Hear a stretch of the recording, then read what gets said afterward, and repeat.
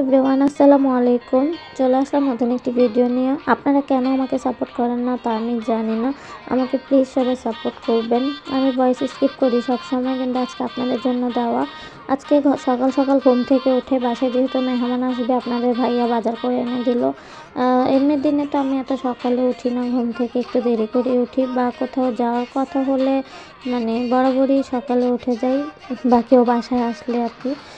খালামণিরা আসবে বাসায় আজকে, তো আমার হাজব্যান্ড সকাল সকালই বাজার করে দিয়েছিল। তো সকাল সকালই ঘুম থেকে উঠছিলাম। রাতের জন্য সব রান্নাবান্না করেই রেখেছি, তারা যেহেতু দুপুরে খাওয়া দাওয়া করে আসবে। আর এখানে আমি সন্ধ্যা নাস্তার জন্য পাস্তা নুডলস রান্না করেছিলাম মাংস দিয়ে। আর এদিকে আপুকে বলছিলাম যে আপু তুমি স্যুপটা রান্না করে দাও, আমি স্যুপ রান্না করতে ভুলে গেছি আর কি। মানে সব রান্না করতে পারি, মানে ভুলে গিয়েছি কিভাবে রান্না করতে হবে স্টেপ বাই স্টেপ, তাই আপুকে বললাম রান্না করতে চিকেন স্যুপ।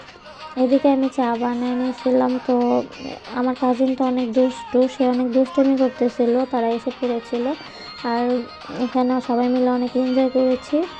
আর পোলাও দিছিলাম। পোলাও বসানোর পর মানে আমার রাতের রান্না সব কিছু স্কিপ করা হয়েছে। আপু আর আমি মিলে দুপুরের পরই রান্না করে নিয়েছিলাম আর কি।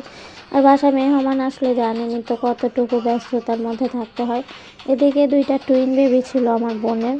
মাশাআল্লাহ ওরা এত কিউট, ওদের দুষ্টুমি দেখতে দেখতে সময় পার কখন হয়ে গিয়েছে বলতেই পারলাম না।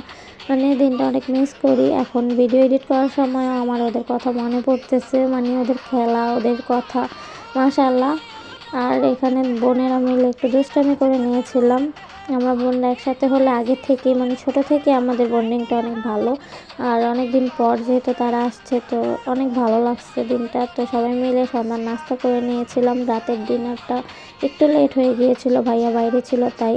আর আপনারা সবাই প্লিজ আমাদের জন্য দোয়া করবেন। আজকে এই পর্যন্তই। আল্লাহ হাফিজ।